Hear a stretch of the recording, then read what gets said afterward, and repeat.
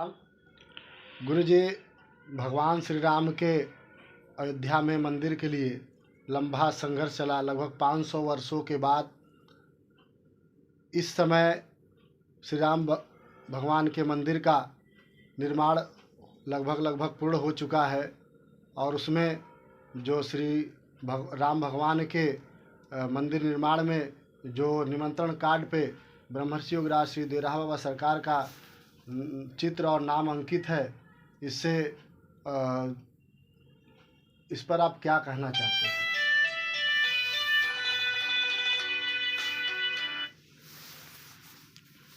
देखिए, आपने अच्छा प्रश्न किया। गुरु की गिरा सत्य भई जबहीं, गुरु की गिरा सत्य भई जबहीं, हृदय परम आनंद भई तबहीं।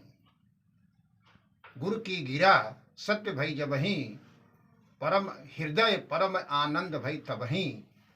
इसका आनंद तो वही ले सकता है कि मतंग ऋषि ने सबरी माता को, जब शरीर छोड़ रहे थे मतंग ऋषि, सबरी माता को उन्होंने आशीर्वाद दिया कि आप यहाँ सेवा करें आश्रम में और भगवान आएंगे।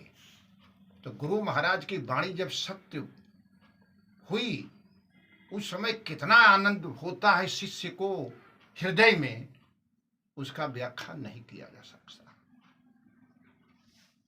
अब गुरु नारायण तो सीधे साक्षात ब्रह्म थे। अब गुरु नारायण का ही आशीर्वाद है, और इसमें थोड़ा सा राजनीति नहीं किया गया होता तो जो अयोध्या में नरसंहार हुआ वो भी नहीं होता, और मंदिर दिव्य जैसे बन रहा वैसे गुरु महाराज के आशीर्वाद से बनता। क्योंकि मैं प्रत्यक्ष प्रमाण हूँ उसका 1989 के महाकुंभ में, कि मेरे सामने ही उस समय सरसंघ संचालक रज्जू भैया थे, खरे साहब, डालमिया साहब, भावे साहब, सिंगल साहब, दीक्षित साहब, ये सारे लोग महाराज जी के यहाँ 10 बजे रात को आते थे, और श्री महाराज जी से आग्रह किया जाता था, अनुनय विनय किया जाता, सरकार धर्म सम्मेलन में 5 मिनट के लिए समय आप अवश्य दें। हम लोगों को भी महाराज जी को उस कार्यक्रम में चलने के लिए बड़ा कहा जाता था।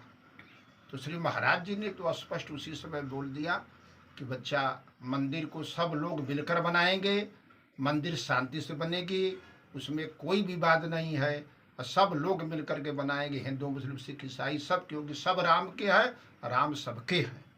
और महाराज जी के आशीर्वाद से ही मंदिर बना है, उसमें कोई संदेह नहीं है।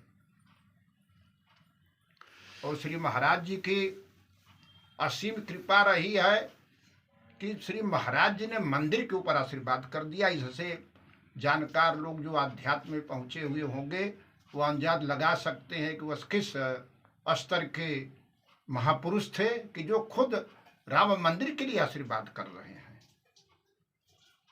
और राम मंदिर भव्य बन रहा है, और अच्छा ही है, होना भी चाहिए, क्योंकि भगवान श्री राम तो पूरे जन जन के, पूरे सृष्टि के जड़ चेतन। तुलसी बाबा ने तो कह दिया कि सिया राम मैं सब जग जानी, करहूँ प्रणाम जोर जग पानी। भगवान तो ब्रह्म रूप में, निराकार रूप में भी हर जगह व्याप्त है, और साकार रूप में भी हर जगह व्याप्त है।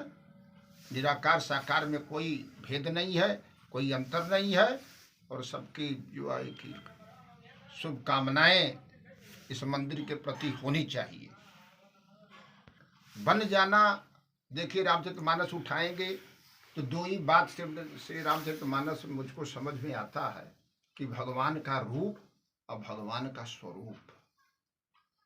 तो रूप तो तैयार हो रहा है, और स्वरूप का मतलब स्वभाव।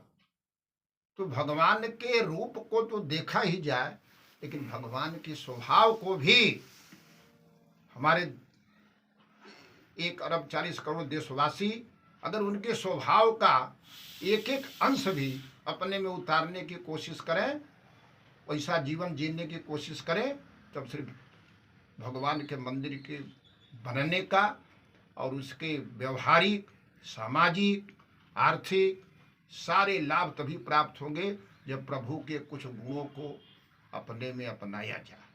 ये दोनों पक्ष होना चाहिए, क्योंकि भगवान के स्वरूप को देख करके राक्षस रहा हो, देवता रहे हो, जीव रहा हो, मनुष्य रहा हो, कोई भी रहा हो, भगवान के स्वभाव का ही केवल वर्णन करता है। अति कोमल रघुवीर स्वभाव, अति मृदुल रघुवीर स्वभाव, कहूँ न देखी अस मृदुताई का भुजंडी पक्षी होकर के बोल रहे हैं।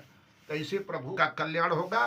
और भगवान का मंदिर बनने का मतलब ही है कि अपने अंदर भी वैसा हृदय में मंदिर बन जाए, क्योंकि स्वामी जी सरकार ने यह नहीं कहा कि भगवान का मंदिर बन जाए। गुरु नारायण ने कहा कि बच्चा हुआ शांति से बन जाएगा मंदिर।